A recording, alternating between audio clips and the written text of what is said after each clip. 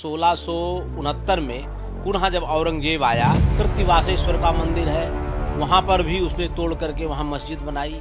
लाट भैरव में उसने तोड़ करके मस्जिद बनाई। इन मुगल आक्रांताओं ने अनेकों बार हमारे मंदिरों को तोड़ा।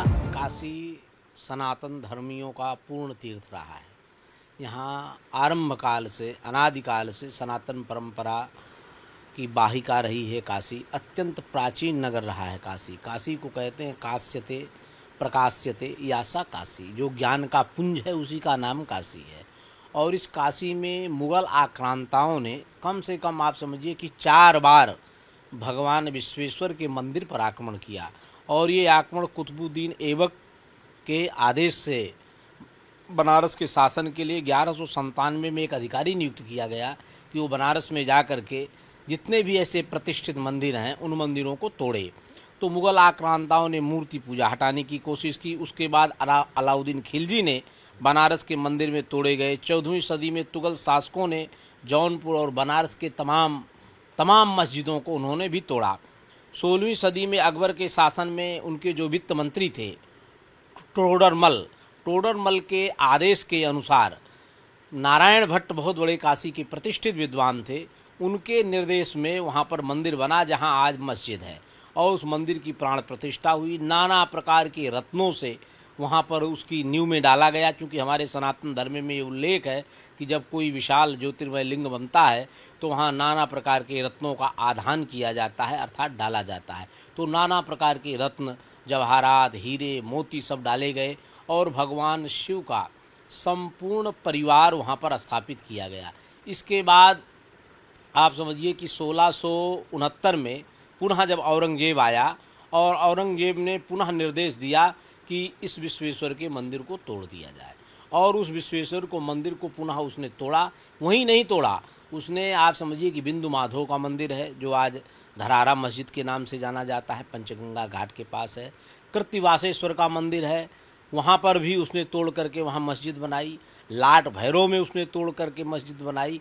3 मुगल आक्रांताओं ने अनेकों बार हमारे मंदिरों को तोड़ा। लेकिन इसके बाद भी जिसे कहते हैं सनातन धर्म, सदा भवा सनातनः, जो शाश्वत है, नित्य है, निरंतर है, फिर भी हिंदुओं ने अपनी आस्था छोड़ी नहीं।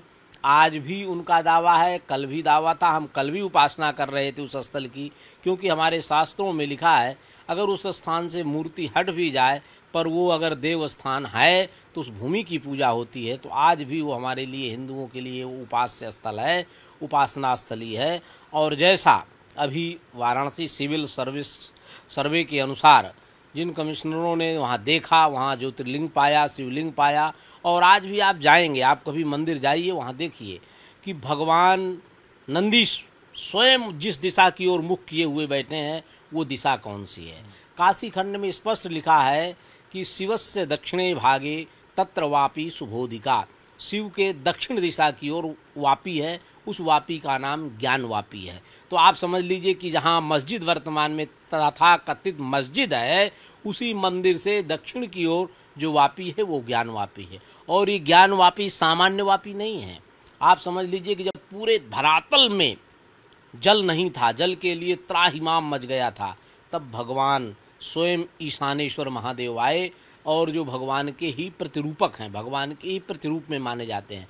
और उन्होंने अपने त्रिशूल से उस जगह का छेदन किया और वहाँ से ज्ञानमय जलधारा निकली। और उस जलधारा से भगवान विश्वेश्वर के उस शिवलिंग को, ज्योतिर्लिंग को उन्होंने जलाभिषेक किया। तब से वो वापी ज्ञान वापी के रूप में कही गई। काशी में 6 वापियाँ हैं। स्कंद पुराण में 6 वापियों का वर्णन है, जिसमें 3 वापी लुप्त हो गई हैं। काशीपुरा में वापी थी, वो लुप्त हो गई है। 3 वापी आज भी विद्यमान है, जिनमें प्रधान वापी ज्ञान वापी, दूसरी वापी करकोटक वापी जो नागकुआ जैतपुरा पर आज भी विद्यमान है, तीसरी वापी भदैनी यहाँ पर स्थल है, 80 के पास एक भदैनी मोहल्ला है, वहाँ पर भी भद्रकूप है, भद्रकू वापी है। इस तरह से तीनों वापियाँ हमारे शास्त्रों में हजारों वर्ष पहले से वर्णित है कि ये वापी ज्ञान वापी है। और उस समय शिव तमो रसहा, ये जो शिवतम रस था भगवान शिव के लिए ये जल था। इस जल में संध्या वंदन करने से, इस जल को आचमन करने से, यहाँ 4 मंडप हैं ज्ञानवापी में, ऐश्वर्य मंडप, ज्ञान मंडप, भक्ति मंडप और शक्ति मंडप। तो आप समझ लीजिए कि जो ऐश्वर्य मंडप है, ये 4 मंडप प्रायः सभी ज्योतिर्लिंगों में 4 मंडप होते हैं। तो जो ऐश्वर्य मंडप है, आप समझिए कि वो राजसी माता भगवती पार्वती जगदम्बा का राजसी श्रृंगार होता था। वहाँ पर माता रानी नाना प्रकार के रत्नों से जटित माला आभूषण धारण करती थी, पन्ना हीरा जवाहरात। आज भी अगर वहाँ पर खुदाई की जाए, देखा जाए, तो उस तहखाने और दीवालों में तमाम चीज़ें मिलेंगी। क्योंकि हिंदुओं की सनातन धर्मावलंबियों की ये परंपरा रही है, जब भी इस प्रकार के कोई ज्योतिर्लिंग मंदिरों का निर्माण किया गया है, तब शास्त्रीय विधान है कि नाना प्रकार के रत्नों को वहाँ पर डाला जाता है। ये सारी चीज़ें वहाँ पर प्राप्त हो सकती है, देखा जा सकता है। ज्ञानवापी ज्ञान का पुंज है, क्योंकि ईशानः सर्व विद्यानाम, भगवान ईशान माने विश्वेश्वर विश्वनाथ, सभी विद्याओं को दाता हैं। इसीलिए काशी को कहा गया सर्व विद्या की राजधानी है। ये काशी सभी विद्याओं की दात्री है, इसलिए इसको पूर्ण तीर्थ कहा गया है। अन्य किसी नगरी को पूर्ण तीर्थ का दर्जा नहीं प्राप्त है। तो ये ज्ञानमय तीर्थ है, ज्ञानमापी, और उस ज्ञानमय तीर्थ में बैठ करके संध्या बंधन करने से ये काशी दिव्यमयम ज्योतिर्लिंगम, ये ज्योतिर्लिंग बड़ा दिव्यमय है। तस्य दर्शन मात्रेण ब्रह्म हत्या विमुच्यते, भगवान विश्वेश्वर के दर्शन करने से ब्रह्म हत्या का पाप मुक्त हो जाता है। उस ज्ञानमापी तीर्थ में आप समझिए काशी में 3 यात्राएं होती हैं। एक पंचक्रोशी यात्रा होती है, एक अंतर्गृही यात्रा होती है। इन सभी यात्राओं का संकल्प उसी ज्ञानमापी पर, व्यासपीठ है, उस पर बैठ करके संकल्प लिया जाता है, हे विश्वेश्वर, मैं तुमको साक्षी मान करके ये काशी की पंचकोशी यात्रा कर रहा हूँ। क्योंकि ये लिखा है शास्त्रों में, पूर्ण तीर्थे कृतम जेना, मान लीजिए अन्य क्षेत्र में किया गया पाप, अन्य क्षेत्रे कृतम पापम पूर्ण क्षेत्रे विनश्यति, अन्य क्षेत्र में पाप किया जाता है, वो पूर्ण क्षेत्र में विनष्ट होता है। चाहे वो जो 7 नगरियां हैं, सप्तैदा मोक्षदायिका नगरी हैं, उनमें पवित्रतमा नगरी काशी है।